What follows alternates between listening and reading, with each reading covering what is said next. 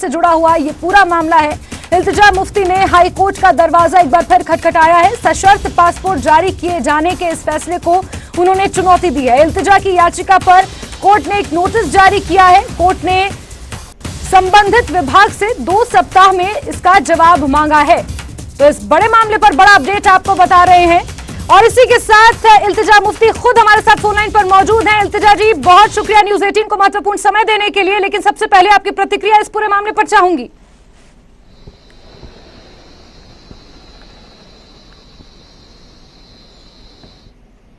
कोई भी ये मुझसे छीन नहीं सकता है, जिसकी वजह से मैंने कोर्ट में अपील की and I move court in February this year itself and तब से केस चला आ रहा है। और जो सीआईडी है, जिस बलबूते पे वो मेरा पासपोर्ट डिक्लाइन कर रही है, वो रिपोर्ट मेरे साथ तक शेयर नहीं कर रही है। तो I have moved court for a fundamental right. It's not a luxury, it's a simple fundamental right. बिल्कुल। इल्तिजा जी, अगर थोड़ा सा पीछे जाएं और आपसे ये समझने की कोशिश करें कि इससे पहले जब आपको पासपोर्ट हैंडओवर किया गया था, जो एक्सपायर हो गया था, अब उसको रिन्यू करने के लिए जो आपने एप्लीकेशन डाली थी, उसमें क्या कुछ कहा गया था? देखिए, कहते तो ये कुछ नहीं है। जब पिछले साल जून में मेरा पासपोर्ट एक्सपायर हुआ तो फिर इनने मामला ड्रैग करते गए और मैं ये कहना चाहती हूँ, मैं ही नहीं हूँ, बहुत सारे कश्मीरी हैं, हजारों की तादाद में ऐसे लोग हैं जिनसे उनका पासपोर्ट छीना गया है। जहां तक मेरे पासपोर्ट का ताल्लुक है, इनने सीक्रेट एक्ट इन्वोक किया, सीआईडी ने, जो यहाँ की इंटेलिजेंस एजेंसी है, कि हम ये रिवील नहीं कर सकते हैं कि इसको पासपोर्ट नहीं दिया जा सकता। एंड दे आर सेइंग कि मेरे पासपोर्ट देने से कुछ थ्रेट होगा नेशनल सिक्योरिटी को। तो आप मुझे खुद बताइए, मैं एक लॉ अबाइडिंग सिटीजन हूँ, फ्यूजिटिव तो नहीं हूँ। मैंने हवाला भी नहीं किया कि आप मुझे मेरे साथ ऐसा सलूक करें। मैंने किया क्या है, आप मुझे बताइए कि मुझे पासपोर्ट जैसी सिंपल चीज क्यों नहीं मिल रही है। आर्टिकल 370 एब्रोगेट होने के बाद यहाँ पे सरकार क्लेम करती है कि हमने इंडियन कॉन्स्टिट्यूशन के लॉज यहाँ लागू किए। तो मैं तो आपको कह रही हूँ कि मुझे इंडिया का ही पासपोर्ट चाहिए, मुझे प्लीज दे दीजिए। मैं इसी मुल्क की सिटीजन हूँ। आप जब मुझे यहाँ का पासपोर्ट नहीं देते तो वो आपका दोगलापन दिखाता है कि ऑन वन हैंड यू से कि कश्मीरी को हम वही राइट्स दे रहे हैं, आपको हमें पासपोर्ट तक नहीं दे रहे हैं। तो आप किन हुकूक के बारे में बात कर रहे हैं? साथ ही इल्तिजा जी, जब पासपोर्ट अधिकारियों से इस मामले में बातचीत की गई थी, उनके जब बयान सामने आए थे तो उन्होंने कहा था कि आपको अपनी हायर स्टडीज के लिए ये पासपोर्ट चाहिए और जितनी अवधि आपकी हायर स्टडीज के लिए है उतनी अवधि के लिए आपको पासपोर्ट दे दिया गया है, उतनी अवधि के लिए आपका पासपोर्ट रिन्यू कर दिया गया है। तो फिर आपत्ति किस वजह से हो रही है? आपका सवाल बहुत ज्यादा, थोड़ा सा मैं कहूँगी फनी है। मतलब इतना मुझे अजीब लगा। पासपोर्ट क्या बस बंदा स्टडी के लिए मांगता है? कि आप मुझे खुद बताइए, आपका पासपोर्ट है, आपको पासपोर्ट तभी मिलेगा। इल्तिजा जी, बहुत माफी के साथ आपको मैं रोक रही हूँ, ये मेरा सवाल नहीं है, ये अधिकारियों का बयान है जी। वो तो गलत कह रहे हैं, जो पासपोर्ट अधिकारियों से पूछा गया था। जी, वो तो अपनी ड्यूटी फ्लाउट कर रहे हैं। पासपोर्ट उन्हें मुझे तभी नहीं देना है अगर मुझे बाहर हायर स्टडीज करनी है। Passport is my fundamental right, whether मैं बाहर जाऊं नहीं जाऊं, ये मेरा एक फंडामेंटल राइट है। जैसे हमारा फंडामेंटल राइट है बात करना, राइट टू एक्सप्रेशन। ये कंडीशन लगाना कि आपको स्टडी करना था, उसके हिसाब से क्या होता है? ये तो पासपोर्ट यहाँ के जो ऑफिसर हैं, आरटीओ हैं, देवेंद्र जी करके उनका नाम है, वो तो खुद अपनी ड्यूटी वायलेट कर रहे हैं, क्योंकि उनकी ये ड्यूटी है कि वो हर एक इंडियन सिटीजन को, हर एक इंडियन नागरिक को अपना पासपोर्ट दें। ये कंडीशन करना कि आपको इतना चाहिए था, 2 साल का दे दिया, क्यों 2 साल का दिया है? नीरव मोदी तो यहाँ से भाग के चला भी गया इतने अरबों रुपए खा के, उनको आप जाने देते हैं। मेरे पे आप ये सजा क्यों लागू कर रहे हैं? व्हाई यू पनिशिंग मी?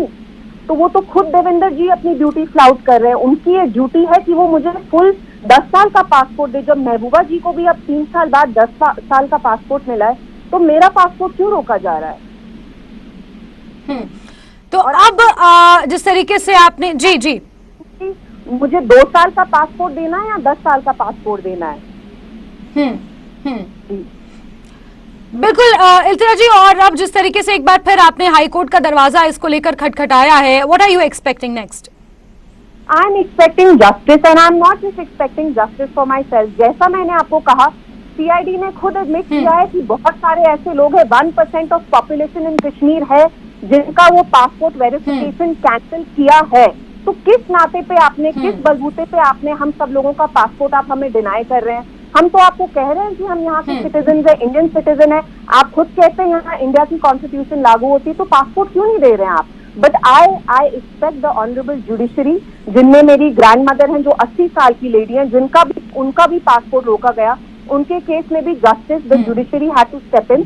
तो मेरी ये एक्सपेक्टेशन है, मेरी ये आशा है कि जो हमारी ऑनरेबल जुडिशरी है, they will give me justice, and that's why मैंने उनका दरवाजा खटखटाया, and I expect full justice to be delivered. बिल्कुल। हालांकि इल्तिजा जी, क्योंकि अब आप हाईकोर्ट के पास गई हैं, सब जुडिशियल ये मामला है, तो इस पर बहुत ज्यादा कमेंट करना शायद हमारे और आपके लिए सही नहीं होगा, लेकिन इस पूरे मामले पर अब राजनीति भी होती हुई नजर आ रही है। इससे पहले भी जब ये मामला उठा था तो इस तरीके की बयानबाजी इस पर हुई थी, और फिर पासपोर्ट डिपार्टमेंट की तरफ से कुछ डेटा भी रिलीज किया गया था, और उसमें उन्होंने कहा था कि 99% लोगों को वेरिफिकेशन के बाद पासपोर्ट हैंडओवर कर दिए गए हैं। जबरदस्ती की राजनीति, जबरदस्ती का बयानबाजी भी इस पूरे मामले पर हमने देखी थी। जी, ये बिल्कुल गलत क्लेम है, और एज फार एज पासपोर्ट का कंसर्न, ये पासपोर्ट नहीं, जो यहाँ की एजेंसीज है, सीआईडी है, वो जॉब पे, ट्रांसफर पे, प्रमोशन पे भी वेरिफिकेशन का बहाना करती है। जहाँ पासपोर्ट का सवाल है, मेरा पासपोर्ट की जो वेरिफिकेशन है, इनने डिनाई तभी की जब मैं कोर्ट के पास गई। तो आपको समझने की ये जरूरत है कि ऐसे लाखों कश्मीरी हैं जो अप्लाई करते हैं और उनकी पासपोर्ट एप्लीकेशन फिर सीआईडी लिम्बो में रखती है, यानी कोल्ड स्टोरेज में, ना वो हाँ कहती है ना वो मना करती है, उनको डिले किया जाता है। तो those are numbers that they have not factored in. तो जो ये रिपोर्ट दी गई है वो बहुत चालाकी से बनाई है, और एक मिनट में अज्यूम कर भी लूं कि 1% को ये नहीं देते हैं। क्यों नहीं दे रहे हैं? आप तो खुद कहते हैं यहाँ टेररिज्म खत्म हो गया है, स्टोन पेल्टिंग खत्म हो गई है, यहाँ हालात बिल्कुल सब कुछ अच्छा है, साफ है, तो आप क्यों उन 1% को पनिश कर रहे हैं? चलिए 1% ही माने, 1000 तो होंगे ना, लाखों की तादाद में कम से कम 1000 तो लोग होंगे, बच्चे होंगे, स्टूडेंट्स होंगे, जर्नलिस्ट होंगे, आपकी कम्युनिटी के लोग को नो फ्लाई लिस्ट पे रखते, तो क्यों बंद किया है बताइए? हमने कोई लॉ ब्रेक किया, कोई लॉ वायलेट किया कि आप हमें ऐसे पनिश कर रहे हैं? बिल्कुल, और इसी का जवाब संबंधित विभाग से इल्तिजा जी कोर्ट ने अगले 2 सप्ताह में मांगा है। हम और आप जवाब का इंतजार करते हैं, किस तरीके से जवाब पेश किया जाता है, डिपार्टमेंट की तरफ से इसको लेकर क्या कुछ कहा जाता है, इसका इंतजार किया जाएगा। इल्तिजा जी, आपने न्यूज़ 18 को अपना महत्वपूर्ण समय दिया, हमसे बातचीत की, आपका बहुत बहुत शुक्रिया। और इसी पूरे मसले पर ज्यादा जानकारियों के साथ हमारे नुमाइंदे समीर सीधे हमसे जुड़ गए हैं। समीर, आपने भी सुना होगा संभवतः, इल्तिजा मुफ्ती से मैंने अभी बातचीत की, और उनका वही कहना है जो उन्होंने पिछली बार कहा था कि क्यों उन्हें वंचित किया जा रहा है, उनके इस प्राइम राइट से, उनका ये फंडामेंटल राइट है, और इसी का हवाला देकर वो ये कह रही हैं कि उनका पासपोर्ट क्यों डिनाई किया जा रहा है। किस तरीके की हलचल, और क्योंकि ये मामला कहीं ना कहीं राजनीतिक रूप भी ले चुका है। समीर जी, बिल्कुल आपने सही कहा है, राजनीतिक रूप तो ये पहले दिन से ले गया था। जब देखिए, अगर हम पीछे इसके बैकग्राउंड में जाएं तो 2019 में जब 5 अगस्त को दफा 370 को हटा दिया गया था और उसको स्क्रैप करके 35A को भी किया गया था, उसके बाद महबूबा मुफ्ती और बहुत सारे पॉलिटिशियंस उनको जेल में, उनको नजरबंद कर दिया गया था अपने अपने घरों में। और उसके बाद अगर हम ट्वीट की बात करें तो through social media Mehbooba Mufti ने जो गवर्नमेंट का डिसीजन था उसको बहुत क्रिटिसाइज किया था। उसके साथ साथ जो बहुत सारी नीतियां थी, पॉलिसी थी जम्मू कश्मीर के मुतलिक सरकार की, उसको बड़ी आलोचना की थी। और ये कहा जा रहा था कि महबूबा मुफ्ती खुद नहीं बल्कि उनकी बेटी इल्तिजा ही ट्विटर जो उनका हैंडल है वो चला रही है, सोशल मीडिया को वो कंट्रोल मैनेज कर रही है और उन्हीं के जरिए ट्वीट किए जा रहे हैं। तो उसका सरकार ने नोटिस लिया, सीआईडी ने उसका नोटिस लिया, और उसके बाद सरकार ने फैसला किया कि जो गतिविधियां हैं, जो एक्टिविटीज हैं पीडीपी चीफ की या उनकी बेटी की या बहुत सारे और लीडरान की, वो नेशनल जो इंटीग्रिटी है, नेशनल इंटरेस्ट के अगेंस्ट है। तो उसके बाद ही जो पासपोर्ट है महबूबा मुफ्ती का भी रिन्यू नहीं किया गया, इल्तिजा का भी रिन्यू नहीं किया गया, और उनकी मदर जो है जिन्होंने मांगा था रिन्यूअल के लिए, उनकी एप्लीकेशन को भी रिजेक्ट किया गया था।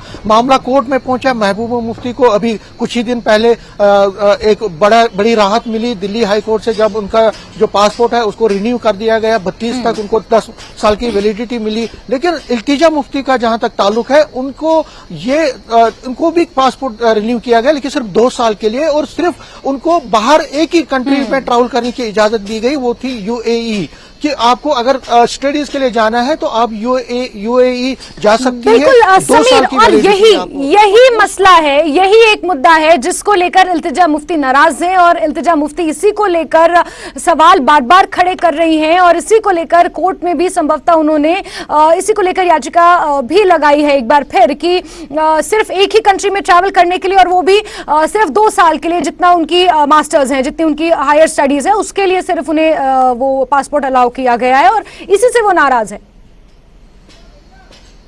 जी बिल्कुल, आपने सही कहा, यही चीज है, इससे नारायण वो कहती है कि मुझे 10 साल का रिन्यूअल चाहिए, मुझे 10 साल का पासपोर्ट चाहिए, और ये मैं डिसाइड करूंगी कि मुझे कहाँ जाना है। आप मुझे वो पासपोर्ट दीजिए जिसमें मैं कहीं पे भी जाऊं, किसी भी कंट्री में जाऊं। और जहां तक राजनीति है, इस पर बड़ी राजनीति हुई। अगर आप पीडीपी के ट्वीट हैंडलर्स की बात करें, सोशल मीडिया की बात करें, पीडीपी चीफ की बात करें, तो महबूबा मुफ्ती ने इसको बड़ा इशू बनाया था, और इल्तिजा ने भी इस मुद्दे को बड़ा उछाला है थ्रू सोशल मीडिया भी। वो बार बार कह रहे हैं और हवाला दे कि न सिर्फ वो बल्कि बहुत सारे और भी लोग हैं जो कि पासपोर्ट न मिलने की वजह से प्रॉब्लम में है, उनको भी पासपोर्ट नहीं मिल रहा है क्योंकि उनको सीआईडी की क्लैरिफिकेशन नहीं मिल रही। अब कोर्ट में मसला है, जस्टिस संजय दर की अदालत में है, हाई कोर्ट में उनकी पीठ में है।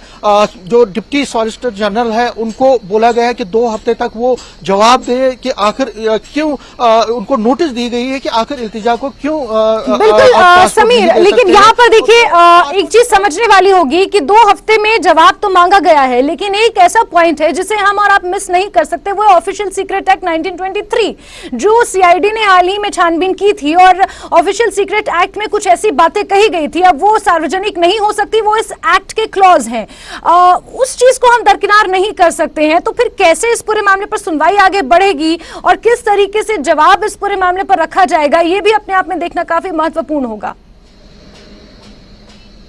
जी बिल्कुल, इसमें बहुत सारे क्लॉज हैं, इसमें बहुत सारी चीजें हैं जिसमें अदालत को देखना पड़ेगा। जब ये नोटिस जारी की गई है तो जो डिप्टी सॉलिसिटर जनरल है वो अपनी तरफ से जवाब देंगे, इसी तरह से जो पासपोर्ट ऑफिस है वो अपनी तरफ से क्लैरिफिकेशन रखेगा। ये प्रोसेस है, कानूनी प्रक्रिया है, कानूनी प्रक्रिया में हम बहुत ज्यादा बोल भी नहीं सकते हैं, लेकिन हाँ मुद्दा राजनीतिक बन गया है। पीडीपी इसको एक उछालती है क्योंकि पीडीपी को लगता है कि इस चीज को उछालने से उसको सहानुभूति मिल सकती है। हालांकि बीजेपी जैसी पार्टी कह रही है कि पासपोर्ट उसी को मिलता है, पासपोर्ट सभी को नहीं मिल सकता। जो देश के खिलाफ बोले या देश की जो अथॉरिटी है उसको चैलेंज करे तो उस बिना पे भी पासपोर्ट नहीं मिल सकता, उसके भी अपने एक नियम है, कानून है। लेकिन कुल मिला के राजनीति अपनी जगह, लेकिन जो कानूनी प्रक्रिया अब देखना पड़ेगा कि क्या जिस तरह से महबूबा मुफ्ती को थोड़ा राहत मिली थी, उनको राहत मिली, उनका पासपोर्ट जारी हुआ था, क्या इल्तिजा को? बिल्कुल समीर, क्योंकि मामला कोर्ट में विचाराधीन है तो इस पर बहुत ज्यादा कमेंट्री करना एथिकल नहीं होगा। 2 हफ्ते में जवाब पेश किया जाएगा और उस जवाब में क्या कुछ होगा ये देखना महत्वपूर्ण होगा। समीर, आप नजर बना के रखें। हमसे जुड़ने के लिए बहुत शुक्रिया।